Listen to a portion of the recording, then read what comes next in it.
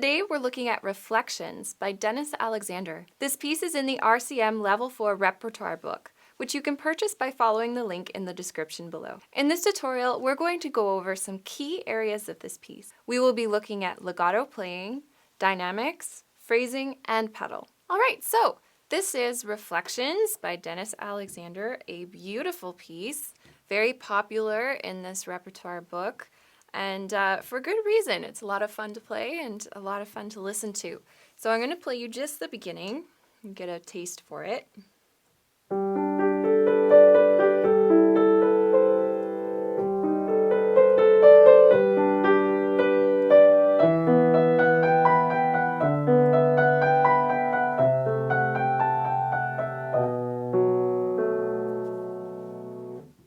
So very pretty, and there are some things that we can do to really make it very, very beautiful and legato and all these things that are required to play this piece. So let's start with the pedaling.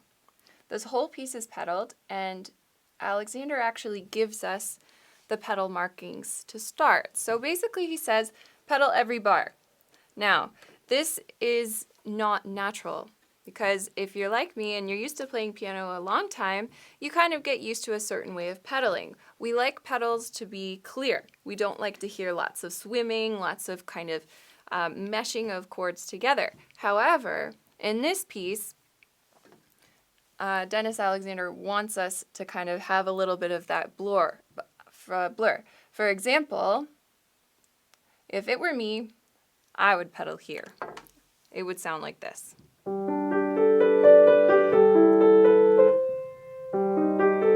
So it would have some clarity. However, he wants us to have one single pedal all the way through, and he's very specific about that. So as you go, one pedal per bar at the beginning of the bar, okay? Then, after about 4 bars, he writes the word simile, which means basically continue. Do as you've been doing for the rest of the piece until he says otherwise. And the only place that he says otherwise is right at the end. And that's only because he wants you to even pedal longer. So we don't have a pedal right at the end. All right? So there's your pedaling. Now let's look at the notes. This piece is very simple rhythm. We've got 1/8 notes, quarter notes, half notes, maybe a whole note right at the end. Right here. Other than that, there's your whole notes. Other than that, simple rhythms. So that's not anything to be too concerned about. If you want to go through with the counting, you can absolutely do that. It's in 4/4, so we have 2 groups of 1/8 notes for a 1 and, 2 and, 3 and, 4 and, all the way through. Now let's look at the actual notes. We work mostly in chordal patterns, so this is in the key of G major, and when you're playing, we start in a kind of a G major position, and we play around with these notes, these 5 first notes of the G major scale. We hit actually almost every single one there. Then in the second bar, all we do is we change one note in the pattern. We stretch our left hand up to E. So starting from the beginning, sound like this. Now to E, no pedal. Then our thumb moves again in our left hand to E flat, but our G stays the same.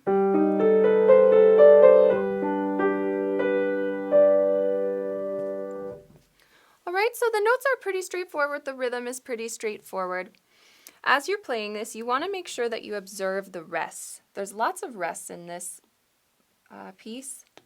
We've got most of them in the left hand. And what's really tempting is to just play your first 2 left hand notes and stay there. However, the composer told us to lift our hands, so we should do that.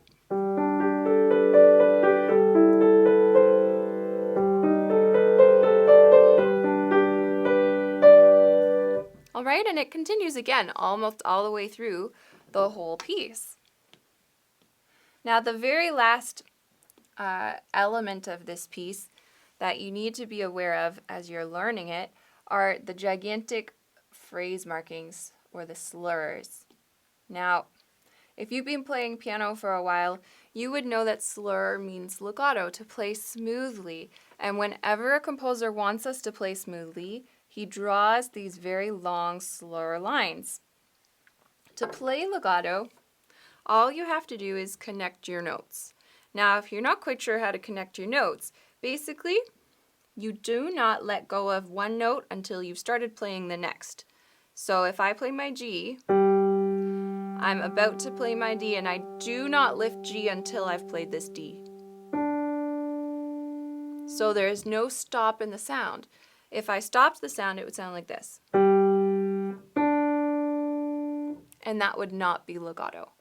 So let's try playing the first 2 bars completely legato. I'm going to show you how I really connect all of my fingers. And my hand kind of swoops around the circles. So I like to imagine music in lines. And so this is the first line. It kind of swoops right around to end in that little C. And my hand kind of follows that direction as I play my legato.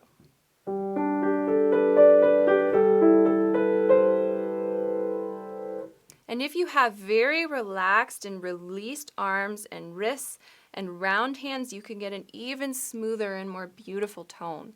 So that's what you're aiming for. Okay, so that's our intro. Now, when I did the playthrough, I stopped right here, and I'm going to continue now from that same spot. So, next section.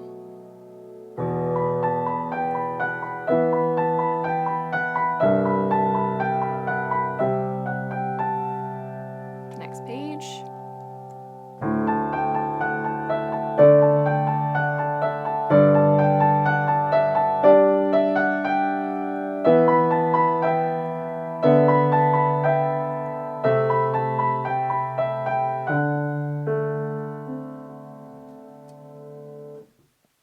So I would consider this the middle of the piece, kind of where we reach a climax in the music.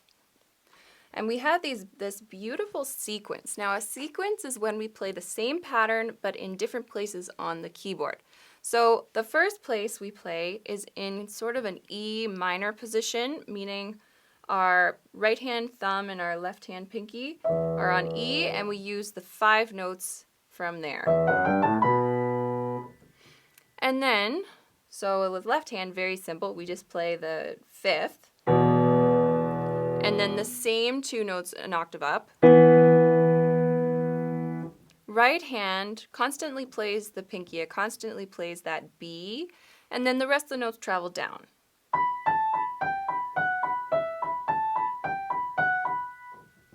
Okay, so putting together, it would sound like this.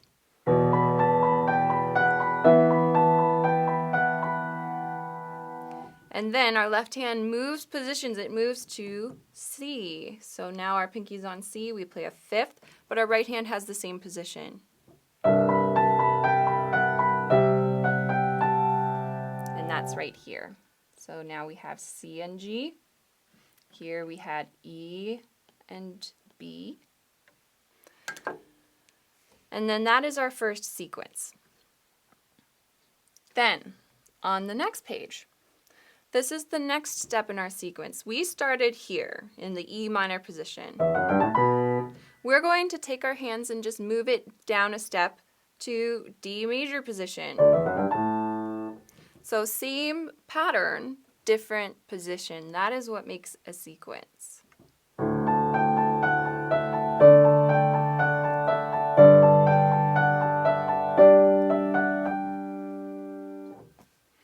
All right, so like I said, we start on D and A, D position up here, and then our left hand travels up the octave.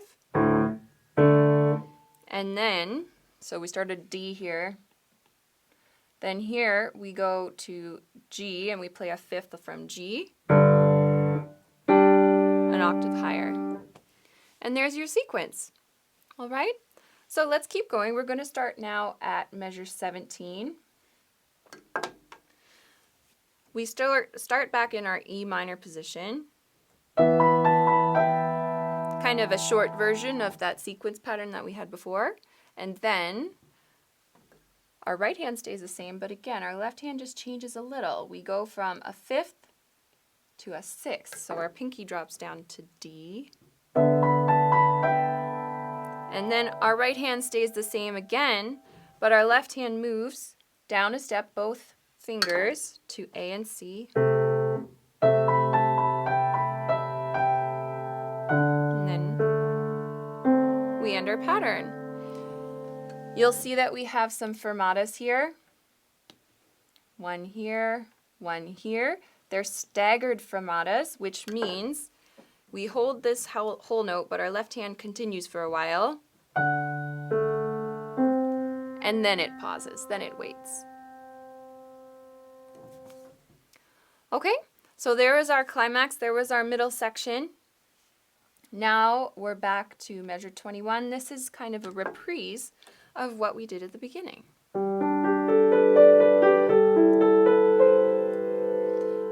Here it changes a little, so I'm going to play it through.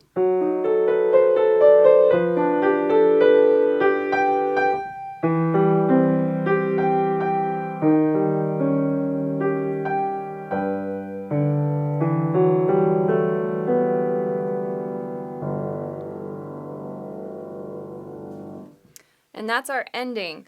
Now, you may have heard where it's the same and where it's different. Right here is where it changes. So let's look this over. We have two black notes here. Remember our F sharp in the key signature. So we have F sharp and E flat. And then a similar pattern but with different notes in the right hand. And then our left hand drops a semitone for bar 24 right here. So the difference between this one and this one is a semitone. F sharp and E flat, D and F natural. Then our right hand is still kind of playing with these notes in the G5 finger scale.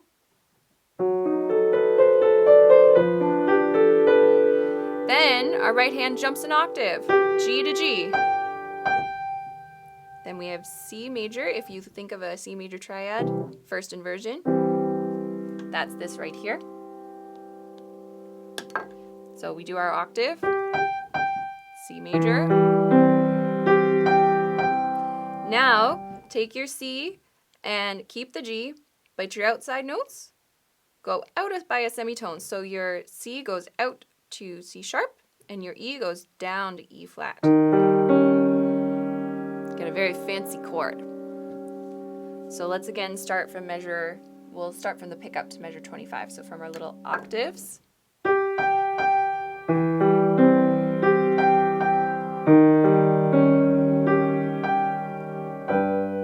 And then we just have this little pattern at the end with very specific fingering, so watch out for that. And no pedal change through the bar, so we're going to get very muddy here. You can hear it.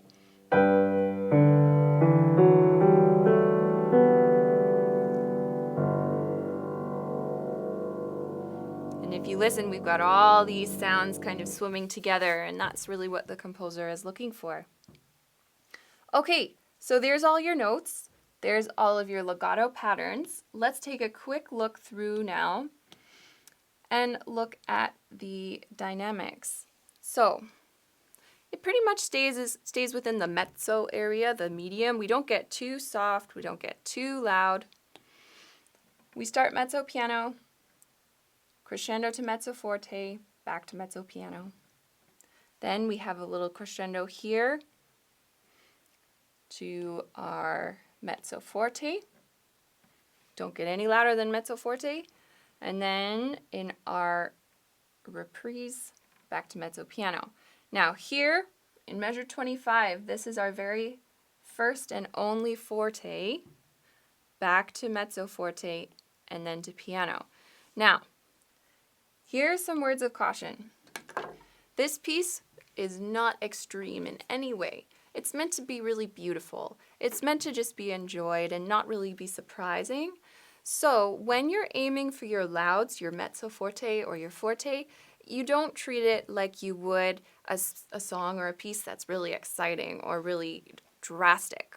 So you want to just kind of give roundness to your tone, which means maybe have a little bit more weight, but don't go crazy in anything. So this is how I would play mezzo piano at the beginning.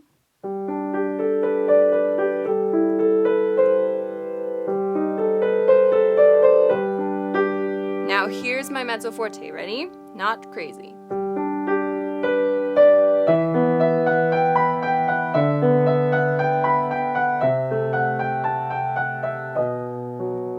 Back to mezzo piano. All right, and then just on the last page, the forte here. Now it's kind of interesting. The composer put a forte on a single note, which makes it really hard to do a forte on one note. But we'll do our best. I'm going to start from this bar right here. So I'm at a mezzo piano. Crescendo.